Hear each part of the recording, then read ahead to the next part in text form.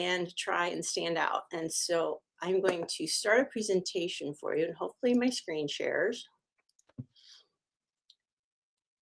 I'm going to start off with a video. And I don't know if you all are familiar with America's Got Talent, but Britain's got a version of America's Got Talent. And this gentleman is Vigo Venn, and his performance just wowed me and has stuck with me. And I think he's a great example of getting out there and just being your own unique self and letting people fall in love with you for all your unique qualities. So I'm going to play this real quick. It's about a 6-minute video, but then I will get to my point after that. So here, without further ado, is Vigo Venn's audition on America's Got Talent. And it was back in 2023.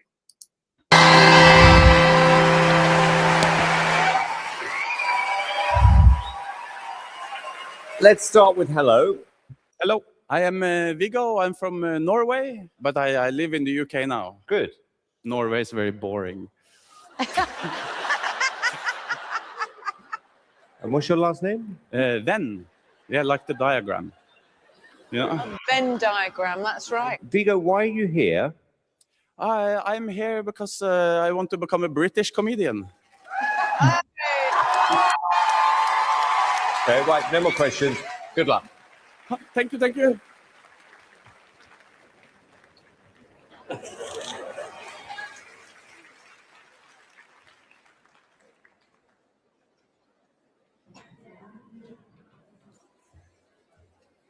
One more time.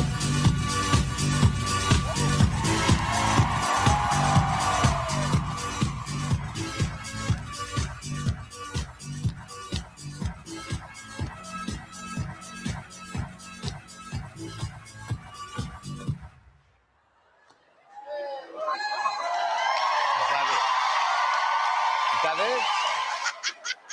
I thought he was going to do stand-up comedy.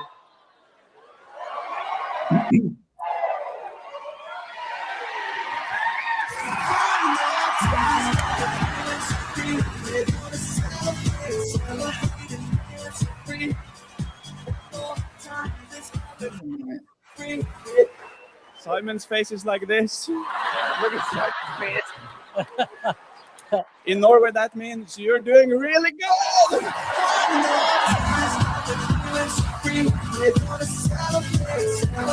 Oh.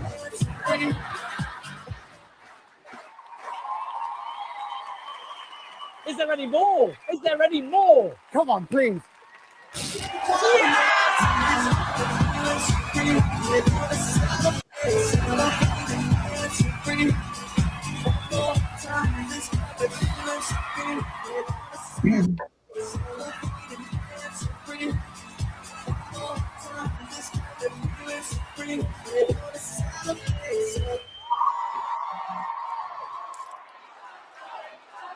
Honestly?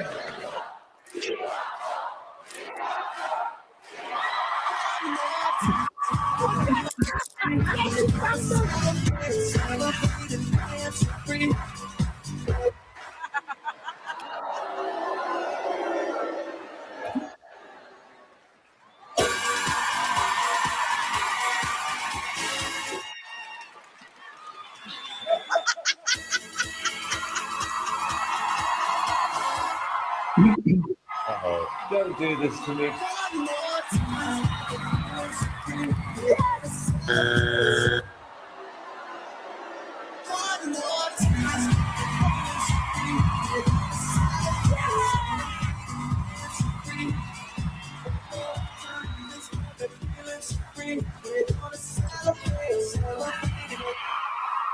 Right.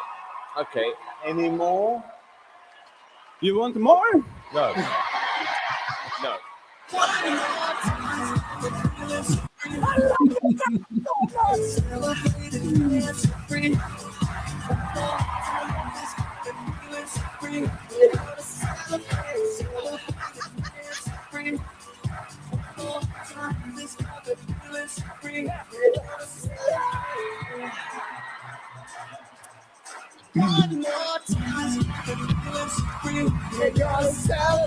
Celebrating it's free. One more time, this happened.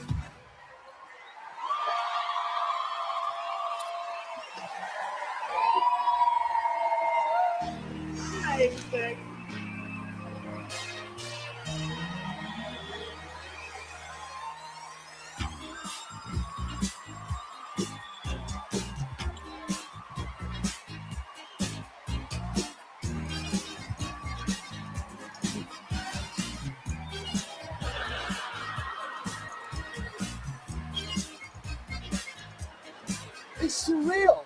You pushed the stupidity to such a level that it was killing me. Oh, I thought you were going to do stand-up comedy. Yeah, but it's a bit difficult with the language for me.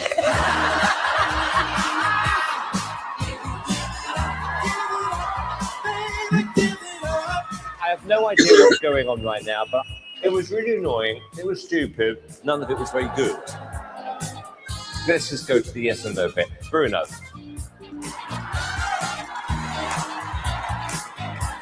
Is a yes for me. Oh, definitely, yes. Look, you know what? I like the music, but it is what it is, which is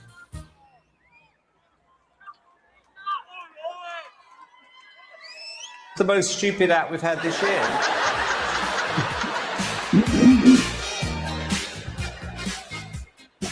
I think this feels very much Britain's Got Talenty. So I'm going to say yes, you've got through to the next round.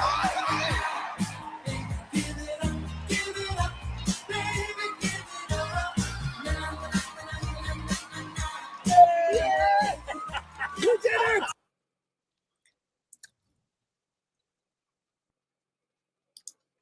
So that's our friend Vigo Venn. He went on to not only wow the whole audience, like everybody in that audience was standing up and cheering for him. He won over everyone. He wasn't polished. He wasn't refined. He didn't have like the world's most outstanding voice. He didn't have any talents that we all think, you know, you have to be on a show like Britain's Got Talent. And he won everyone over except for Simon. And Simon thought it was the worst thing he's ever seen.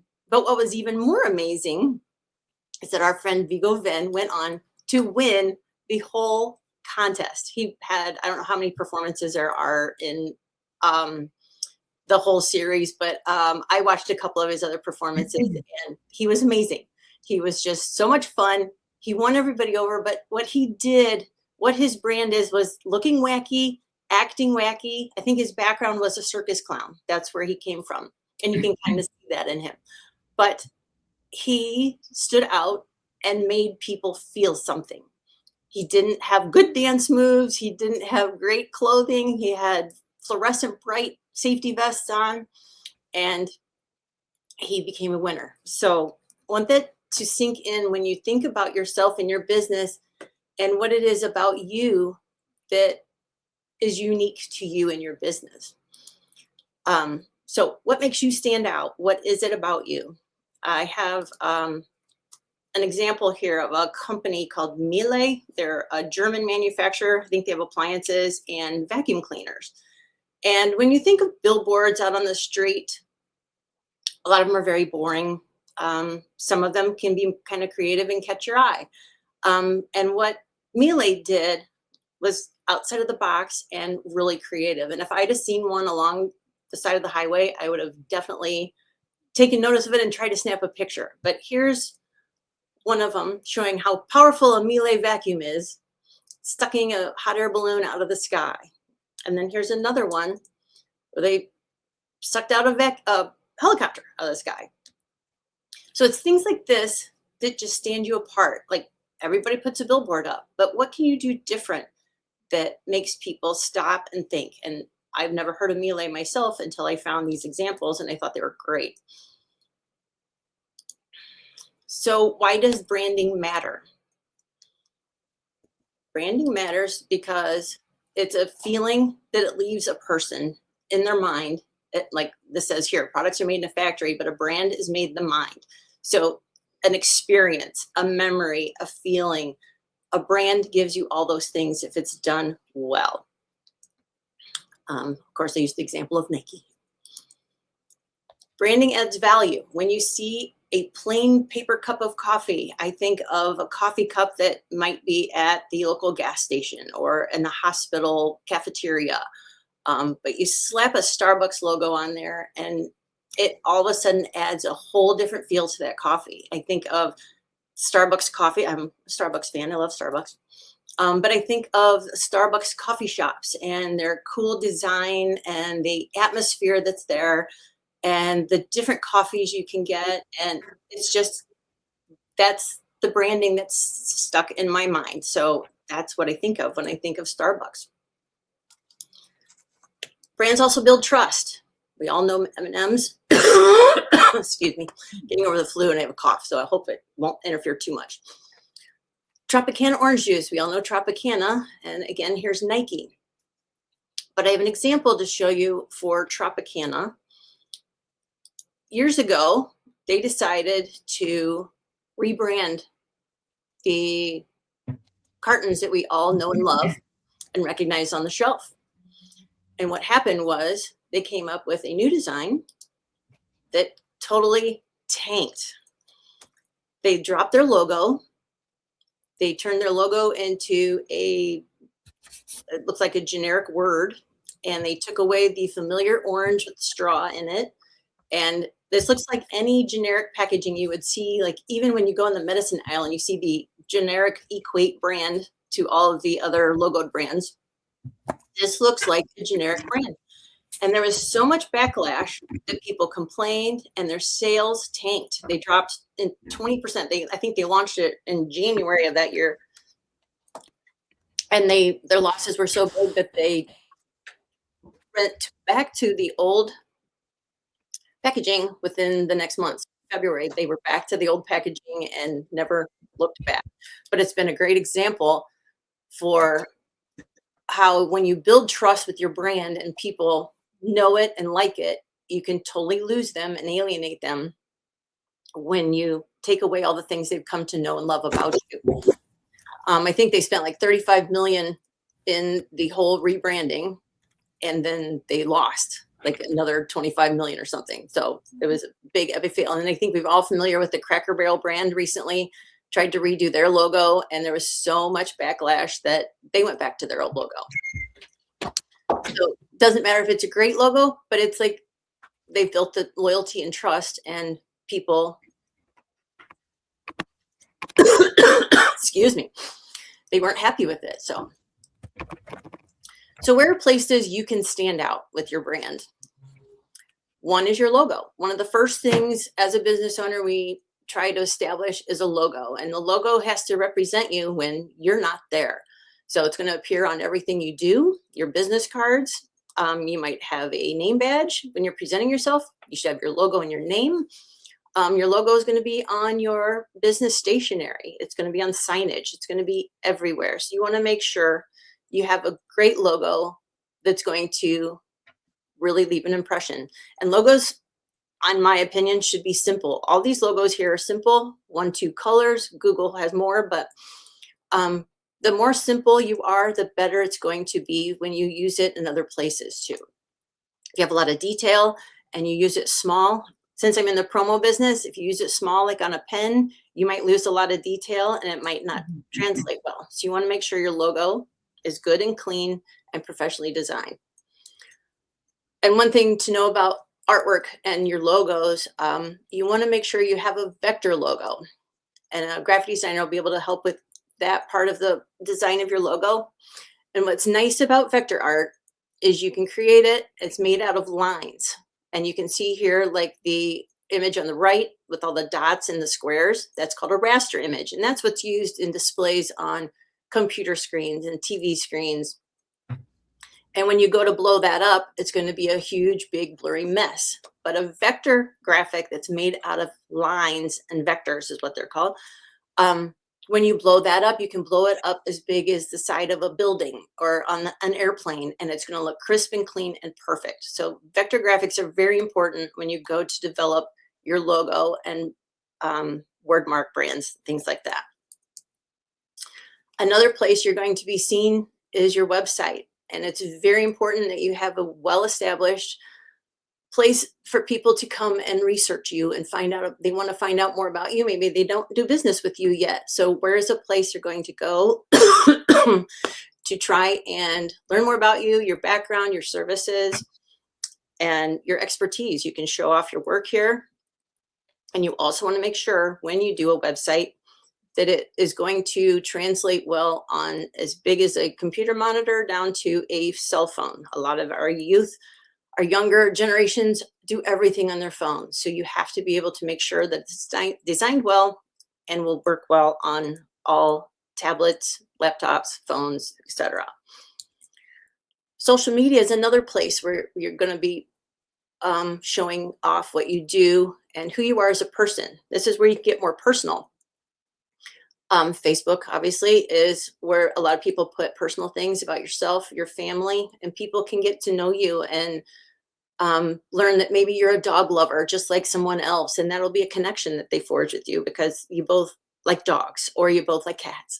You want to make sure that your landing pages for your social media, like LinkedIn, Facebook, where you have a banner like this in your inset picture, you want to make sure that it's designed well and you don't have words cut off and images half missing. You want to put some thought into that and make sure that the design part of these pieces looks well.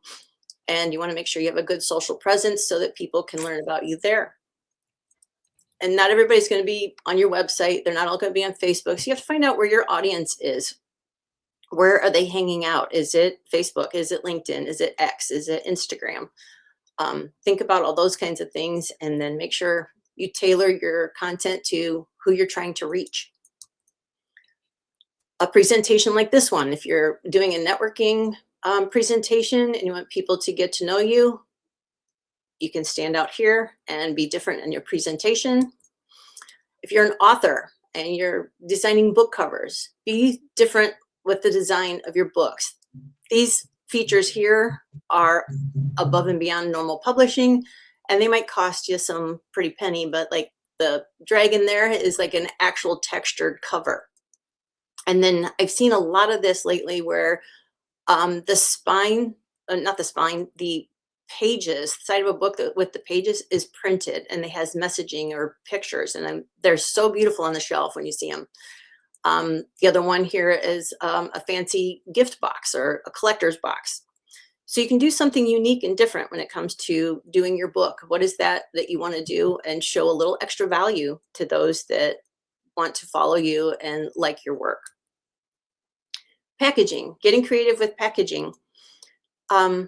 These are some great examples I found online. Trident packaging, making them look like teeth. I love that. I love the eggs just laid, and I think it's so cute. But and then there's the wine bottle. When you turn it upside down, looks like a bouquet of flowers. So think out of the box with what you can do visually. It doesn't have to be an extravagant packaging idea, but something with your graphics and your photography can really make a difference as far as how that's perceived. Workbooks, maybe you lead a conference or an event and you have a workbook. You want to make sure that you have a lot of good design and content in there that people are going to keep and use that workbook in their future endeavors. Lead generators are something you can use on your website. If someone comes to visit your website and they still might not have that inkling to work with you yet, maybe you can offer them a lead generator. And it's something you can download free off of your website.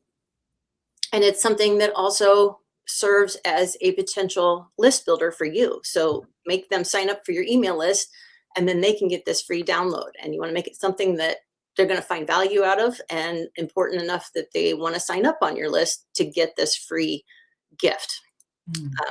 And so think out of the box with that. Print products. There's a whole gamut of products that you're going to put your logo on. Like I mentioned earlier, your stationery, signage if you have a storefront, excuse me, products that you might give away, like these. Trade shows. Trade shows are big place to stand out because there's so many booths if you go to a big trade show. But even if you have, you might have a market, a local market that you want to sell your goods at. You want to make sure you stand out there too. Make sure they stop by your booth. What I've seen neat at trade shows lately is they've had, some of them have had big, huge blow up displays. I saw an abominable snowman from those old Christmas animated shows we saw in the, what is it, 80s, 70s, to date myself.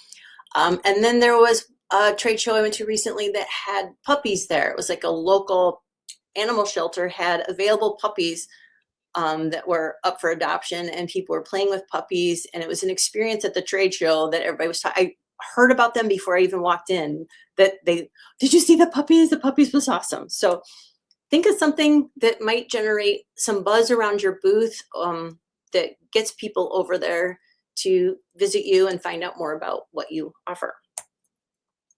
So what is the most effective form of advertising? In my opinion, is promo products, but they do say that promo products are the best because they leave an impression. And here's some stats about promo products. 9 out of 10 people will remember your brand if they get a product from you. 87% of people keep that product for more than a year. And I put a picture of a beach towel here because it's one of my favorite examples of the longevity of a promo product. I don't know about you guys, but I have beach towels that are as old as my children. And I have a couple kids that are in their late 20s. So it's something that's been around, so say 25 years. And it might be an investment that's a little higher than, say, a pen. But when you think of the longevity of how long that towel's been around and the times you use that towel out in the public, it's well worth your investment. And promo products also generate 500% more referrals than any other form of advertising. And this is a little example of the impact promo products have. So they measure promo products in the amount of impressions. So if you say that beach towel is out on the beach, the impression it's making on you, because you're going to look at it and that Coca-Cola brand is going to be in your brain, but also the 50 people on the beach that see it. And so every time you bring that towel out and every time people around you see it. And that's why one of the biggest promotional products, one of the biggest ones I sell is t-shirts. T-shirts are worn for a year or two and it's a walking billboard. And people get creative. People love t-shirts. They collect t-shirts. And it's one of the biggest, when I go to trade shows, I went to a promo trade show recently and more people were in line to get free t-shirts than anything else at the show. And just to give you a little education on promo products, the very first promo product was back when George Washington ran for president, and they gave away commemorative buttons. And they became so popular that they also came out with calendars, almanacs, rulers, and the whole election industry is huge with promo products these days, which I'm sure you all get many things when you're at like the local parade and the people running for office give you nail files or magnets and things like that. The father of promo products is a pretty cool story, and that's why I have him in here. It's Jasper Meek. He was a local newspaper owner in Ohio, and I guess there was a season where the news was slow, and he was trying to figure out something he could do to keep his presses running and generate some other business. And he had an idea for a shoe store that was nearby. The shoe store owner would hand out burlap sacks to customers that came into his store.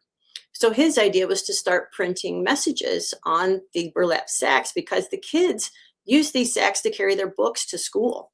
And so everybody knew about these shoes and these bags, and people were coming into the stores to get bags. And that was kind of the birth of using printed messaging on promo products. And from there, we've grown into merch stores. Merch stores, if you go into Disney, as this example is, and you everywhere you go, there's a store full of merch. And all of these are promo products. Basically, it's got a logo, it's got a message, and it's got a design on it, and people are going to buy it and take it home, and they're going to remember what happened when they were at Disney or have some memories tied to that item, and they're going to remember how they felt with that. So bottom line, what is the most important part of any brand? It's you. What is it about you? Humans like to connect with other humans, and your connection deepens when you present yourself to other people. And that is what's most important over all else. All right. Thank you. Thank you. Yes. You're welcome. Awesome. We have time for a few questions, if anyone has any questions.